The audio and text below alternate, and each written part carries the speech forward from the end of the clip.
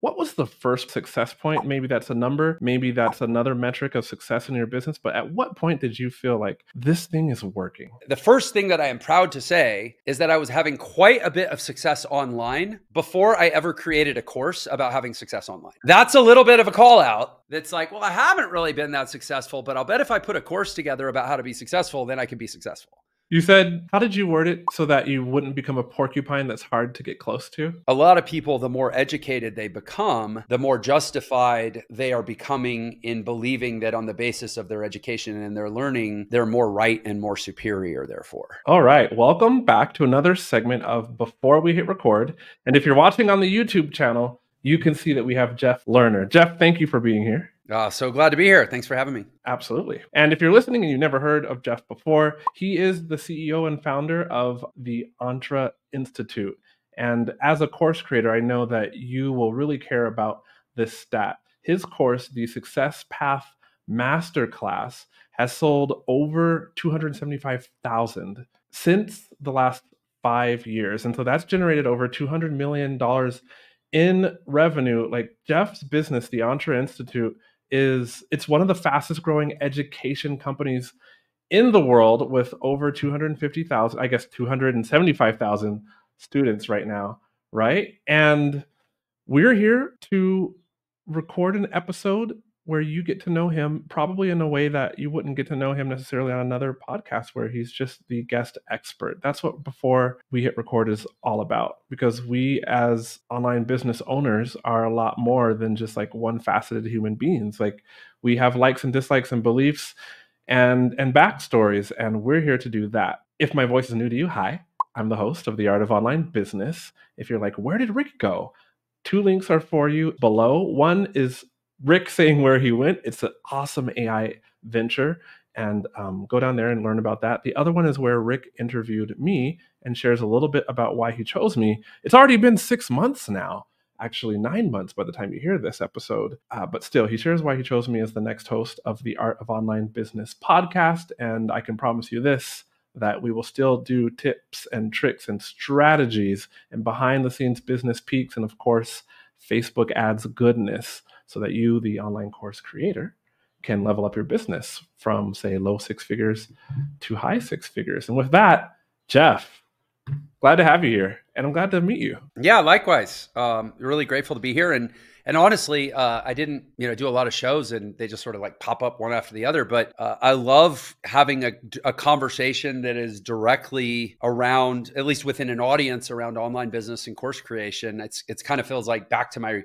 roots in a sense. I do a lot of shows now that are of a variety of sorts, but this is like the grassroots, beginnings of it all. And I know your audience will appreciate this. Like, I feel like hardcore online marketers and online business owners, there's a certain language that we speak that just feels very warm to be back within that group, Nice. So then your business is more than just the course. What else are you into? Yeah. So, it's interesting too. I'll say this for the audience. I did an episode for this particular show, kind of like a antecedent context setter. I did an episode with Mike Dillard, who I'm sure that much of your audience is familiar with, a luminary online course creator from back in the day. And it was right when our business had cracked $2 million a month. And he had me on to talk about, essentially how did I go from like a cold start course launch to a $2 million a month business. I want to say it was like in 24 months or something at that time. That's quick. Yeah. And it might've been even less. It might've been 18 months. I mean, but anyway, we got really into the mechanics of like the Facebook ad strategy and how I built the audiences and this. So that might be really valuable too, as an add-on to everything that we're going to share here. Cause obviously now I'm at a very different phase. Like, the memories are a little hazier around how I launched and scaled initially. Obviously, I remember the big pieces of it. But now, yeah, I mean, the business is, and we're actually in the process, and this is probably going to be a theme that comes up again and again for both us here talking and everyone listening, of like constantly reinventing yourself, right? We're in the process right now of the early stages of really beginning an overt transformation from more of an entrepreneurial education platform to a total personal transformation platform, which is more and more the conversations I'm having and the world that I'm operating in is around this like holistic personal transformation in life, of which obviously money and business is one very often critical and even like, dependent piece that like, oh, everybody wants to transform their whole life, but they feel like first they got to get their money and their income in order. And but really I'm moving now a lot more towards the holistic transformation, which I think is good in the sense of how we do one thing is how we do everything, and having like an overly narrow focus on making money very often limits a person's potential and doesn't actually lead to the result they want, which is like total fulfillment and satisfaction. But it's hard to tell that to a broke person, right? But also, I also think that very often so much in the world today of having the result that we want financially depends on becoming the person that's going to stand out from the market and that everybody else is going to want to do business with, which actually has a lot less to do with the tactical pursuit of money and much more to do with the growth and development of ourselves as a holistic human being. And so they end up becoming sort of two sides of the same coin. It's like work on yourself in totality, and it becomes much higher probability of having the financial result that you want. Whereas if you work on the financial result, you sometimes not only don't get it, but you also miss the rest of the fulfillment equation. So that's behind the transformation. So what you're saying, actually, hold on. Before I clarify that, your bio said that you made the Forbes 5,000 list. It's the Inc. 5,000 list, but yes, and I've made it 5 times for 2 different businesses. That's an incredible amount of success. So I want to go back a little further and say, on this journey, what was the first point, like the first success point? Maybe that's a number, maybe that's another metric of success in your business. But at what point did you feel like this thing is working? So I'm going to say something that I would imagine across your spectrum of the audience here, there are going to be a number of different responses to. But the first thing that I am proud to say is that I was having quite a bit of success online before I ever created a course about having success online. That's a little bit of a call out from, you know who you are.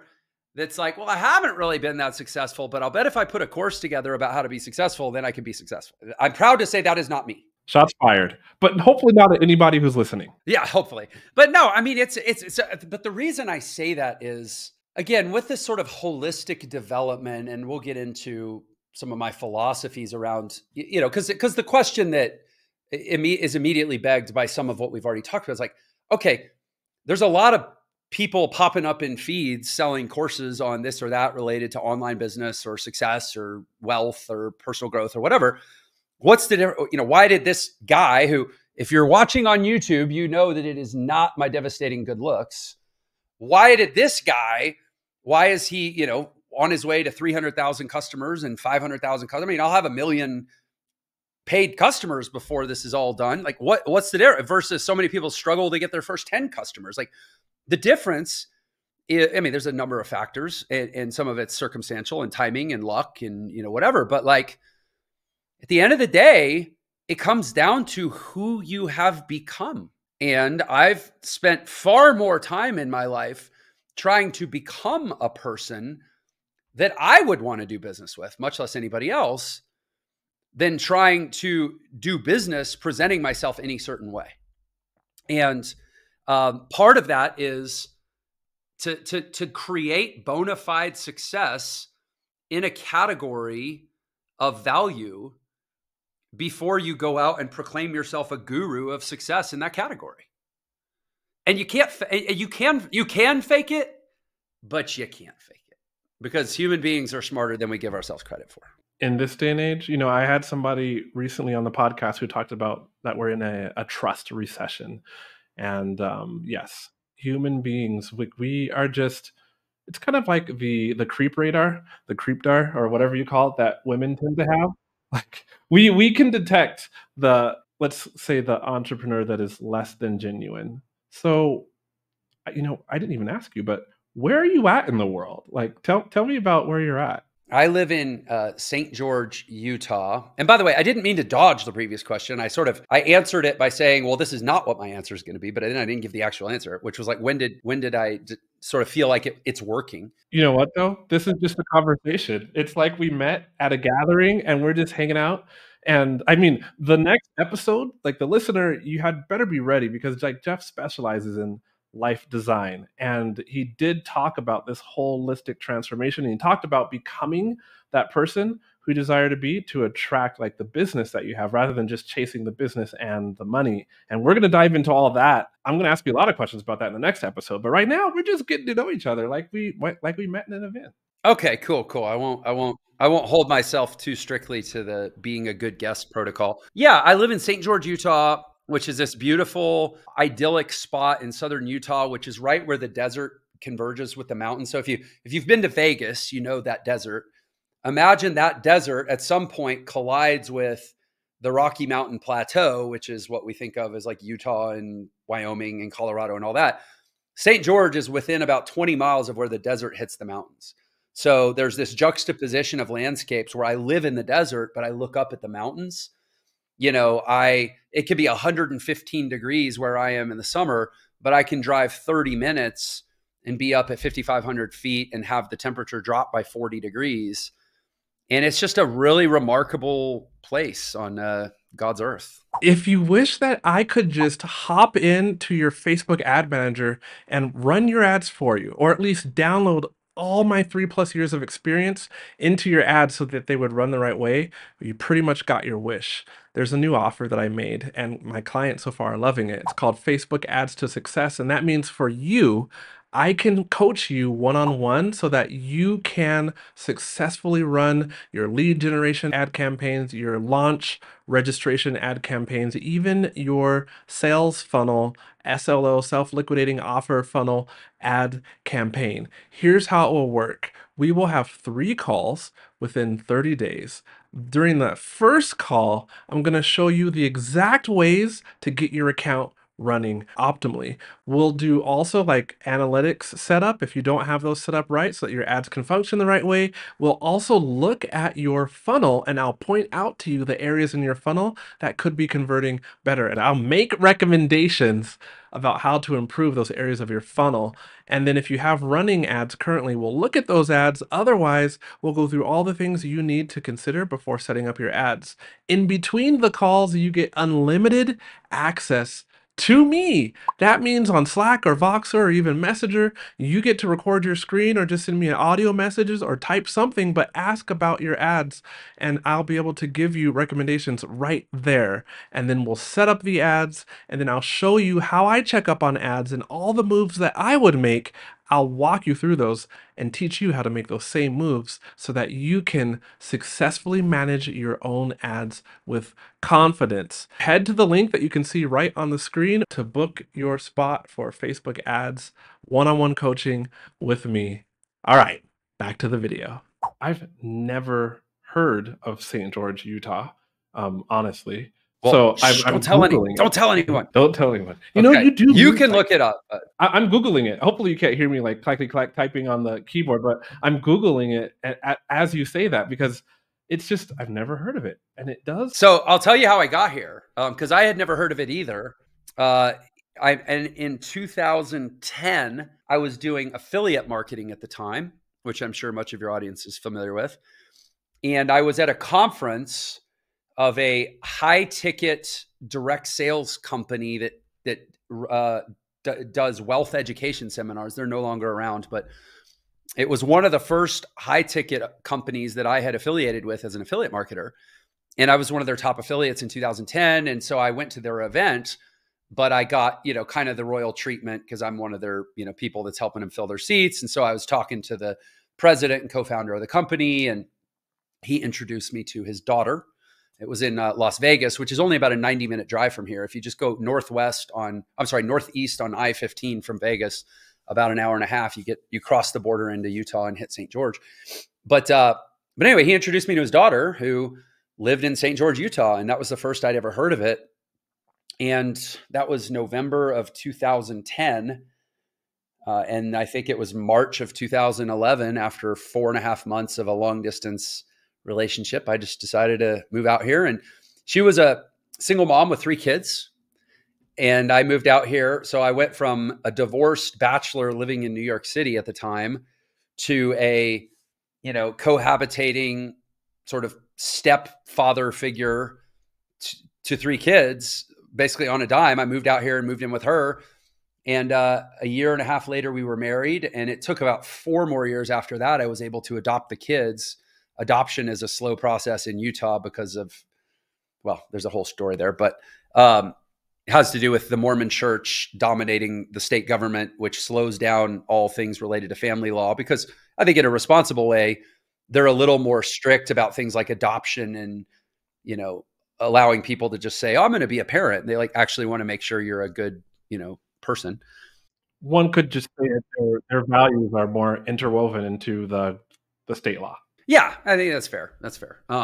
It's a whole other podcast we could have about Mormonism and state government in the state of Utah. But the point being, that now and then we added 1 more kid. So now I live in St. George because I met a woman here, moved here, adopted her kids, added another kid. I'm now a dad and husband with 4 beautiful kids and a wonderful life in St. George, Utah.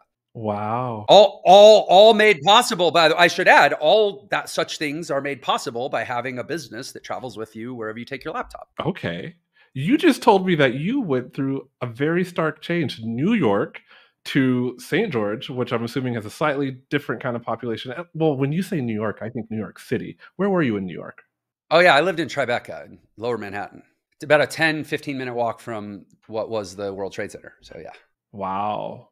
And then from bachelor to father of 3. And now 4, yes. And now 4. Wow. Okay. All right. That's and let me say this, everybody, I get the, oh, you're such a good guy. You married a single mom and adopted the kids. They adopted me. They're the good people. I was the stray that they brought in and gave a nice place to live. And they nurtured and fed me emotionally and spiritually and lovingly to become a much better version of myself. They adopted me, for the record. Although legally it may have been the other way. Spoken like a good man, a good husband. We look up to our wives. They make a lot of what we do possible. And in many ways, I think that my wife is a much better person than I am. Totally. Ditto. Good on marrying up. I did too. Yep. I heard somebody who was speaking in my church say once, you only have to trick them once. And I was laughing. But you said direct sales company. So I'm hearing, because I was a part of a direct sales company too, back in the day, but I had never made it to the point where I had a team or, had enough influence to fill a bunch of seats at their conference. But maybe I should have got there quicker and the head of the company would have introduced me to his daughter. Shoot. Yeah, that was a crazy world. So I got into the online business world in 2008. And, I know more than I ever cared to know about the world of online business. And unfortunately, and it's like any ecosystem, but I think that there's good elements and there's bad elements. I think on the internet, unfortunately, the bad elements are able to proliferate to a greater degree than perhaps other business ecosystems, just because there's sort of a baked in ability to stay anonymous over time. Somewhat. Oh, yeah. Although that is, I think, changing for the better in the world today. I don't think you can really trick people for a living as much as you used to be able to. But certainly back in 2008, it was the Wild West, man. And there were bandits and there were posses and there were good guys and sheriffs. And but I got in with one of the better platforms at the time. It was an affiliate marketing training platform, but one of their big premises, and I think this is totally germane to probably your whole audience, is that you've got to think of your offer, your offer it's sort of like a meta offer. You don't just offer one thing. You structure your offer so you have your self-liquidating. Well, first of all, now you might have your tripwire, your lead magnet. You have your self-liquidating offer that helps cover your ad spend. You have maybe a mid-ticket offer. And then their big thing was, if you really want to make money as a digital marketer, you got to have some kind of a bigger ticket back-end offering. And their advice was to they had a handful of high ticket companies the best of which I think was this direct sales company. And they're like, go align with some sort of a high ticket offer that you can build into your sequence. And, I was doing funnels and offer stacks back in 2008, 2009, kind of before it was trendy. And that changed my life. It's what you said about reading. I think you touched upon reading as part of this process to become who you desire to be, and then attract the kind of person that you want to do business with in order to increase your business impact and profit. Those were not your words. I couldn't be as eloquent as you, but it's when you said that, and then a few sentences later, you mentioned how you met your wife and the direct sales company. That kind of struck a chord with me because I've been married for 15 years, and a lot of the, let's call it, early marriage success that we had, or let's say the problems that everybody goes through as they figure out like how to be married and live with this like other person, we went through, but a lot of them just seemed so much easier because the organization that I was doing direct sales with really, really, really pushed reading books to improve who you were so that you would attract like that quality person. And so we were reading tons of marriage books before we got married, and then even after we got married, and they really influenced us. And it's like we encountered and talked our way through so many issues before those issues actually came up, you know? What can we talk more about that? Yeah, my wife and I got into a lot of therapy very early. We did a lot of reading, a lot of intentional study around relationships and communication. I would love to compare some notes. What are some of your faves?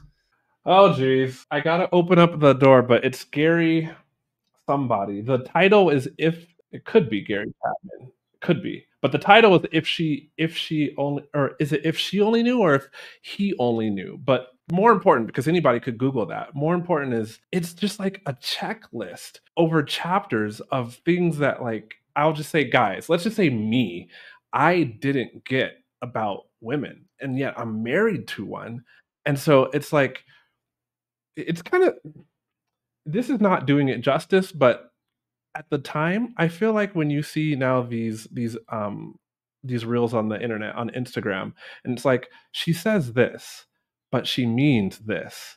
So you definitely don't want to do that, and you want to do this. Like, she says okay, but okay means over my dead body, go the other way, run when you're asking. So this book really, really opened my eyes to, I guess, how I could serve my wife, how I could love her. Another one was The Personality Tree, and I don't know the author. Have you read that one? No, I haven't. I did look up Gary Smalley. If only Gary he Smalley. knew. Yeah, If Only He Knew. I immediately went to Gary Chapman, who's the 5 love languages guy, and then you have The Personality Tree. Your Personality Tree, which looks like Florence Littauer. Yeah, that Anyway, might yes, be the, yeah. So The Personality Tree, I loved that because so it has 4 personalities in it, and a quiz at the beginning, and then several chapters to really help you understand which personality you fall under. But this book was focusing on how the different personalities could relate to each other. And the thing that I took away from it was that your personality is how you filter the world.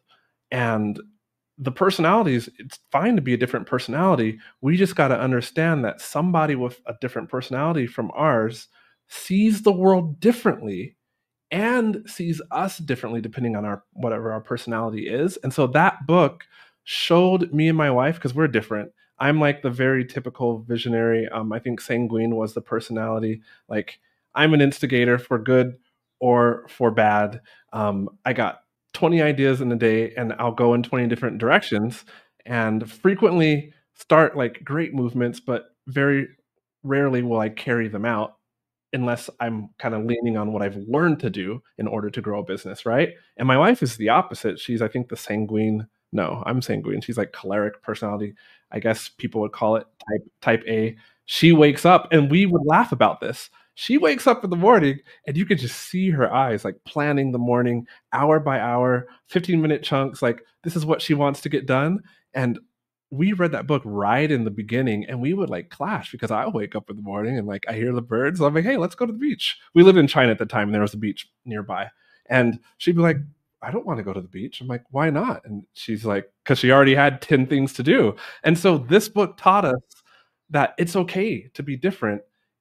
Here's what the other person, like the other person isn't trying to sabotage you, isn't trying to come against and like upend your world. This is just how they see things. And that book really helped us just laugh like together at our differences and then come together and support each other, like, and it was really cool. So those are my two. What are your two favorites? So it sounds like, I mean, you mentioned sanguine and choleric, so it's based on the four, what do they call them? The four temperaments, like it's choleric, sanguine, phlegmatic, and melancholic, right? Yes, phlegmatic. I'm glad I'm not phlegmatic. If you are, I'm sorry.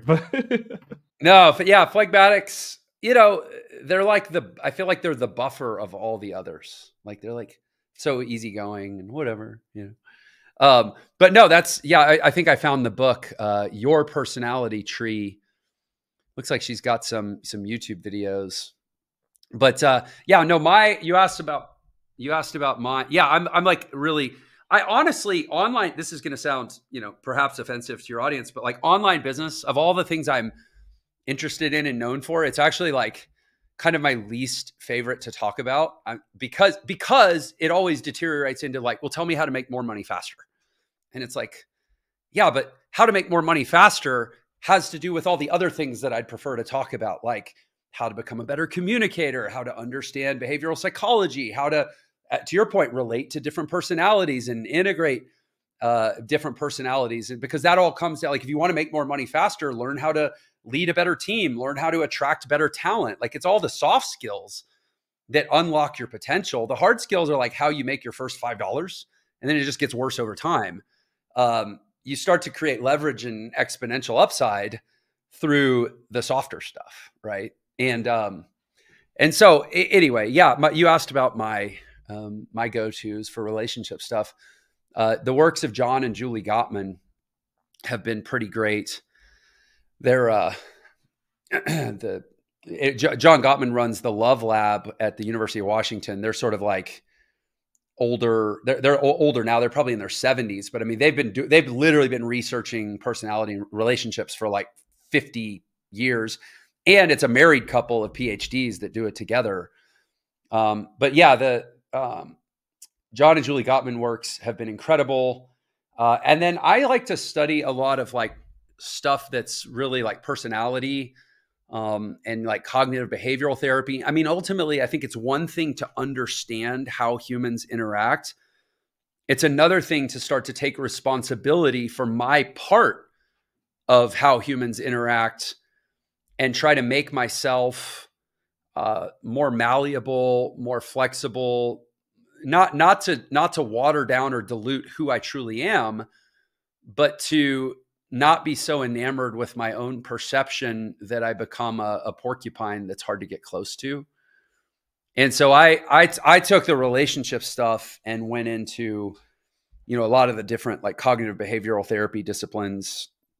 And I mean, gosh, we could go down a long list of books, but it all becomes very practical and useful when it's like, okay, how do I actually improve myself in the context of relationships, not just understand better why they're not working, so to speak.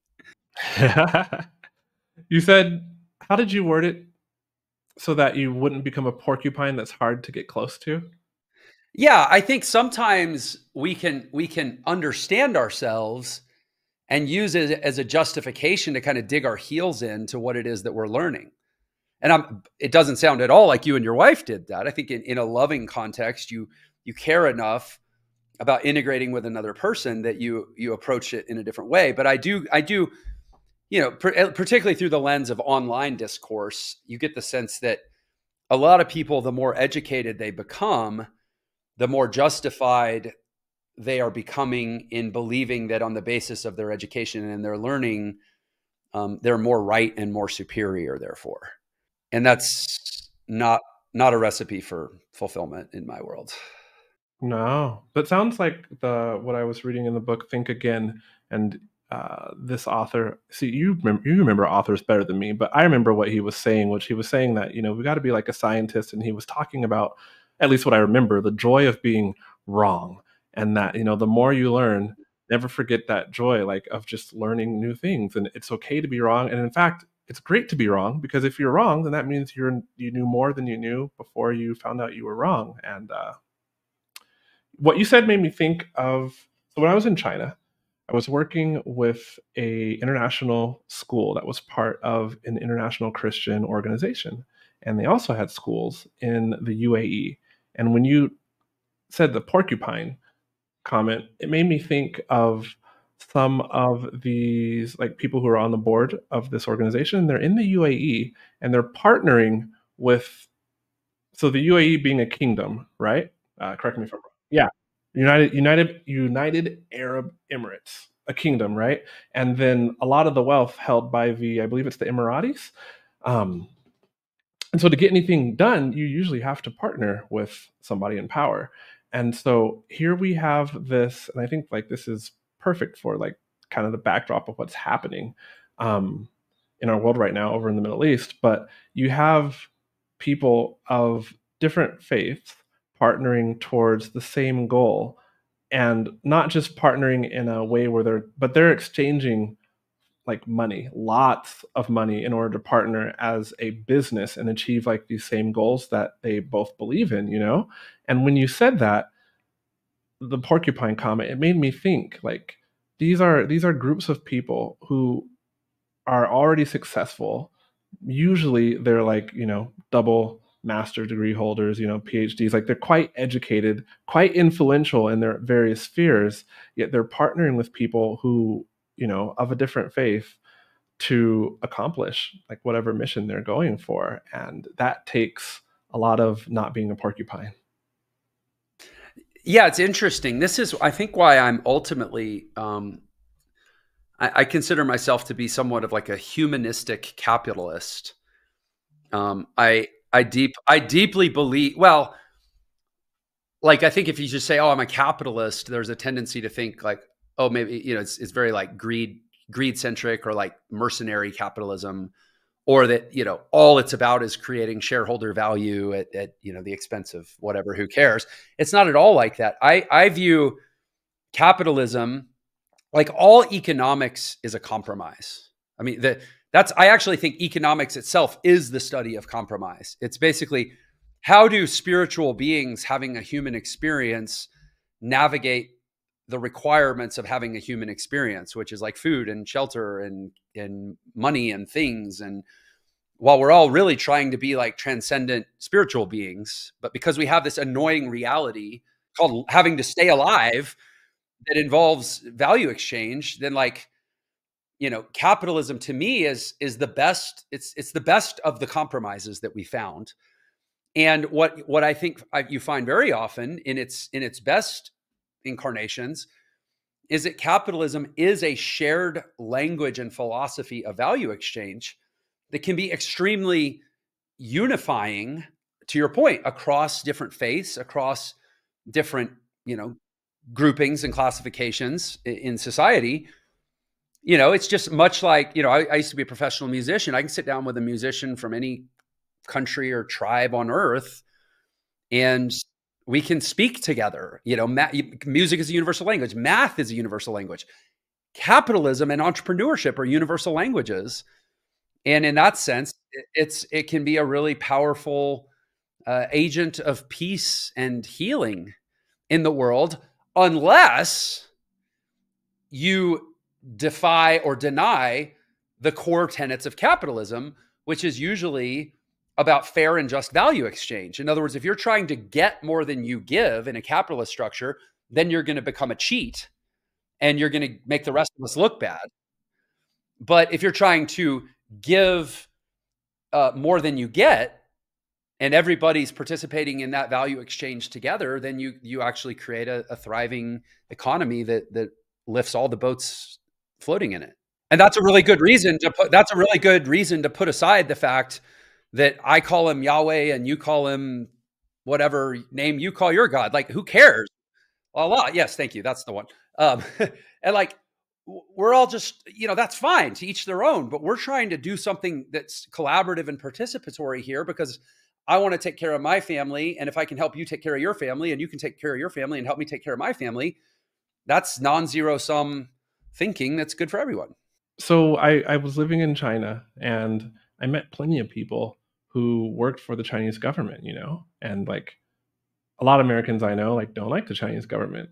And I realized that, these are just people with families, one kid, maybe two kids, because they kind of relax the one child policy over there.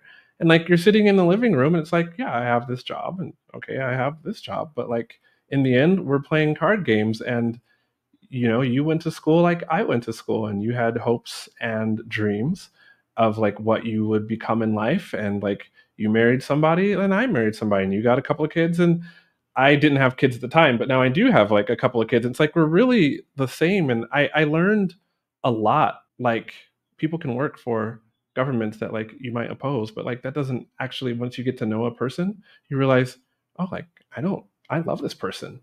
They're awesome. Like so maybe their employer like, doesn't get along well with like, most of the government in my country, but like they as a person, like there's so many cool people from so many different backgrounds.